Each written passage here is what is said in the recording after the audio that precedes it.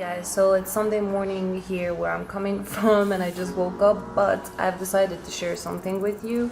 Last night I watched one video on this channel Mindseed on YouTube, and something intrigued me in one of his videos. I think I've tracked something really interesting, and I think it's gonna be interesting for you who care about it as much as I do personally.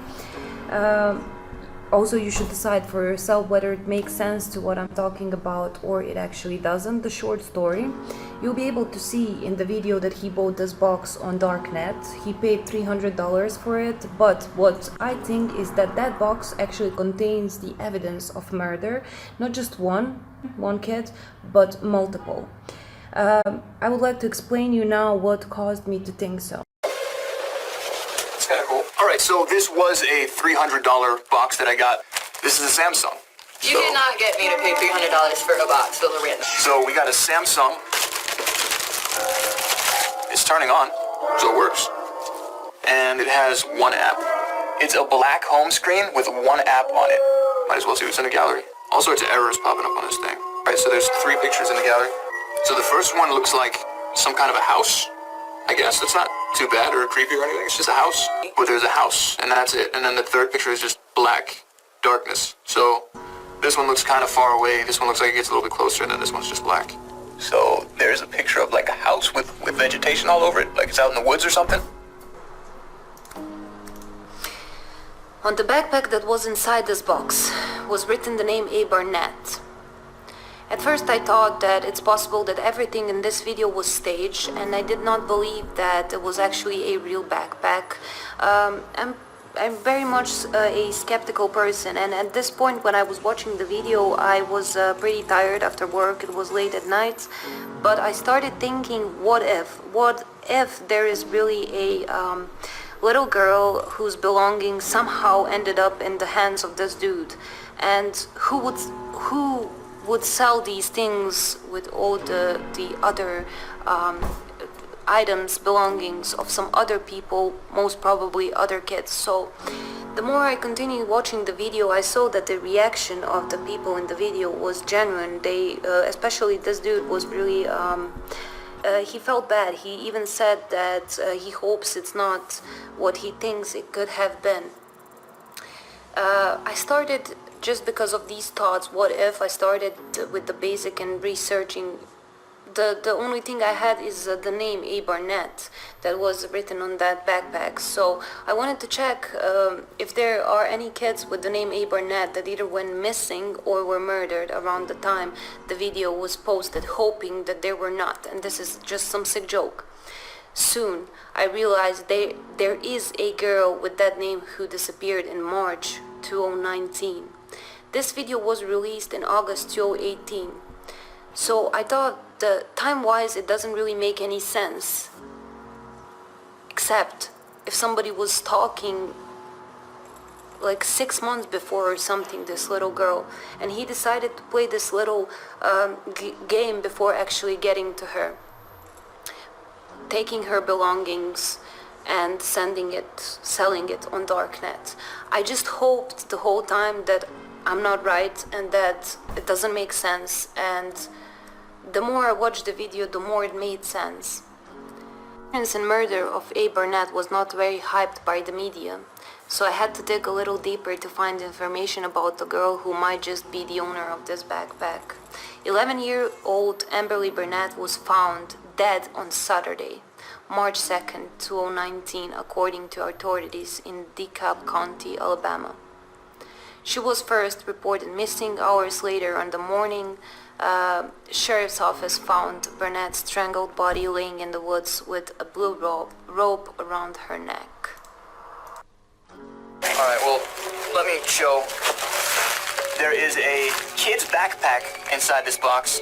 I mean, it's torn to pieces. Like, there's like literally stains and stuff on it. Here, I don't know if you guys can see down here at the bottom. It says A. Barnett. I don't know who the A is, but I'm assuming it's a girl. So that could be from Allison to Alicia. I don't know. Let's just see what's inside of here. Really? What is this? This is like a little boy's outfit. In a girl's backpack. In a girl's backpack. I mean, yeah, like you said, let's hope that it's not what we would assume it would. All right, there's something hard in the front section. That is weird. And there's actually stains all over this thing. Looks like crayon? It does look like crayon. I wouldn't say that that was blood. No, there. Yeah. They're tying around. It says 99Y. And then on the bottom it says 1991 Ron Cotter. I am always with you. There's another section. There's still some weight to it. There's some books in here. So we've got some books. Things to Make for Children. This thing looks old as shit. Up here it says published in 1960, so this book is about 60 years old. A sure way of delighting a child is to give him a toy. And if you make the plaything yourself, its value to the child is all greater, as is your satisfaction in giving it. As is your satisfaction in giving it is underlined. What is this book all about? It's weird. Look at that. Is this just all like the same? Okay, Things to Sew, page 27. Ragdoll. Has a fold on it. Things to Sew, Ragdoll. Is there anything else in here? Any other folded pages? That's weird. What will be the, oh, parties and holidays. Okay, so they're wearing like some face mask type stuff. Alright, so there's some altercation. Wow. What type of person would do something like that in it? I would know this book. Like showing this on YouTube, but I'm going to show you guys what is inside this book because it's just really weird and freaky. So, and then the other page, the little kid's eyes are like X'd out. There's more X's on the eyes on another page. Look at that. That's creepy. What is this book? This is a pop-up book. It's a little bit newer. Pop-up numbers. Okay, so this thing looks like it's kind of beat up a little bit. This was a pop-up number. Oh, there we go. So all these numbers are ripped, and then there's one number that pops up, and there's a little boy's picture. And another picture of two little girls on number 7. It really seems as if some serial joker, killer, molester, whatever, killer of children is playing some sick games. Not just that they would potentially end the life of a child, but they play games afterwards. Sending mystery boxes to random people which contain the evidence of possible murders. Just the thought of it makes me sick to my stomach. But just to know that out there are actually a people doing this and enjoying the process, playing with the evidence and people's minds, police and whatnot, is really scary. Now I will tell you more about this case, and I hope you saw the signs and possible evidence in the video, and there will be more of them later in the video.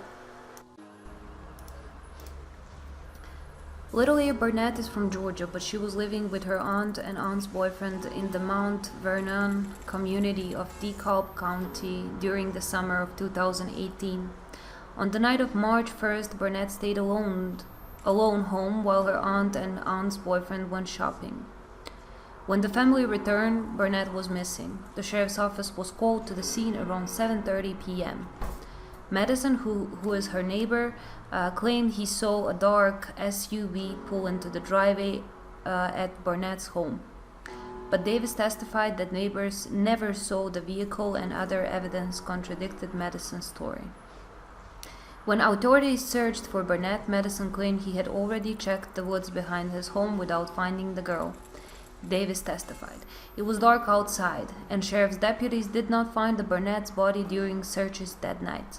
Around 6:30 the next morning, authorities found her body on a tree in the woods. Investigators found a long blonde hair nearby and what appeared to be a path where the body was dragged. Authorities found a sock that was believed to be Barnett's. The girl was wearing only one sock when they found her body. Barnett moved to her aunt's house in the summer of 2018 due to fire that hit her family. Her mother decided to send her to her aunt in this neighborhood where she was killed. There's something interesting that I found out that before her house was burned down, in that period few things disappeared from their home, from the house. Christopher Madison, the Alabama man accused of strangling to death 11-year-old Amberly Barnett, pretended to help search for the girl after she was reported missing. I've also done research about this Christopher Madison, And he really doesn't seem as a person who's intelligent enough to play with somebody's mind, making all the videos, signs, dolls, putting them in a box, selling on darknet, sending this evidence to random people without anybody knowing who the sender actually is. And in the same time, if he's capable to do all of this, he couldn't even do anything about the evidence that the police found in his house. He's 33 years old and he's now charged with a capital murder in Barnett slaying. He appeared in the DeKalb County District Court for a preliminary hearing already, and Judge Stephen Whitemeyer ruled prosecutors have a probable cause for the capital murder case. You guys get a good look at that? Can you guys see this box right here? All right. Pop it open this way. You want to look with me? No.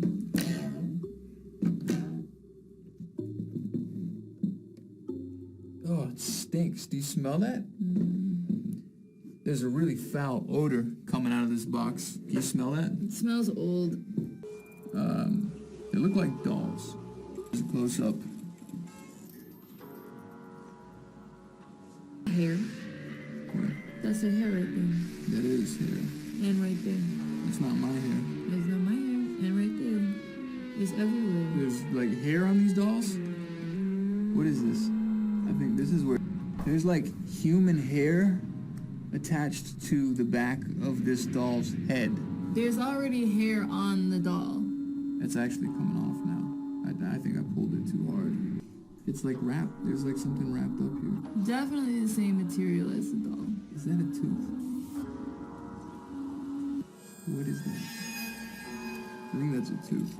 That's fucking... That's a tooth, right? So I'm thinking, could all this really be a coincidence? Or one of the things that was missing from her house when it was on fire was a backpack that was found in this box? Is it possible that the killer stalked little Barnett before he killed her? Maybe to give opportunity to someone to help the girl. Or on the contrary, maybe he wanted to scare these people. There is the possibility that he knew that there was a 50% chance that this box will end up in the hands of the police. And that way, is it possible that he maybe wanted to play with the cops?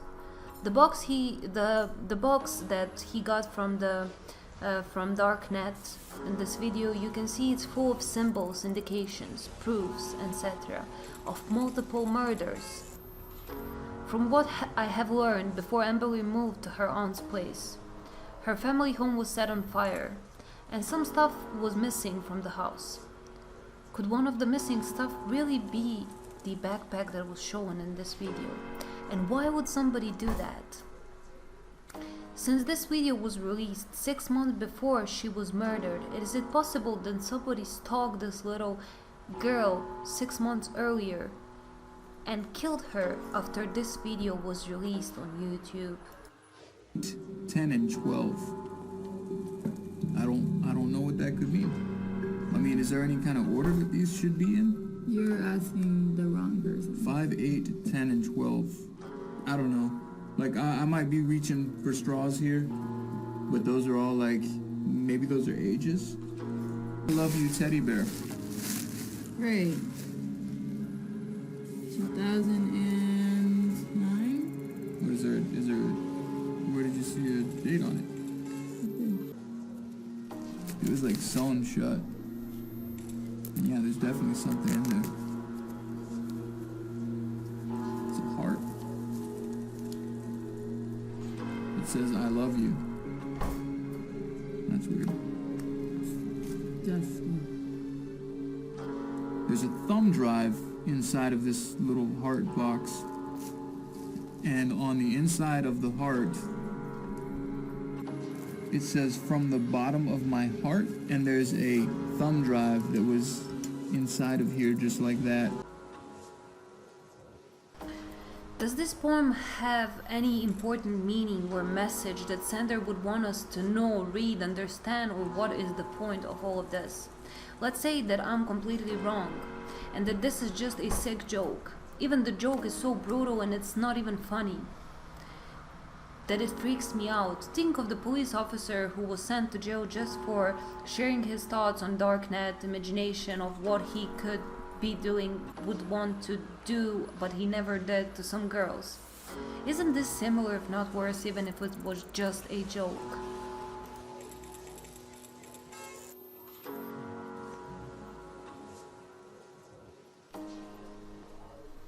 The video is titled "We All Eat."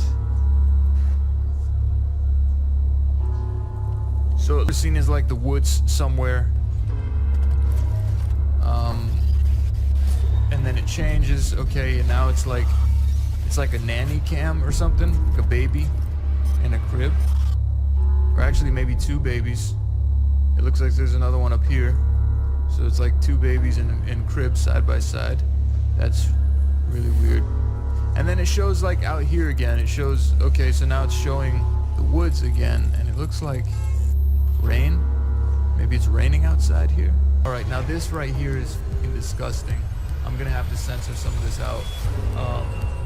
This is like a surgery of some sort. This is definitely, it looks like somebody being opened up. It's like there's surgical scissors here pulling skin back inside of somebody's, it looks like maybe a stomach or something, but it looks hollowed out. And then this right here is like pans that they would have inside the hospital, and there's like stuff being poured out into the surgical pan, and I'm assuming that's like somebody's insides, possibly.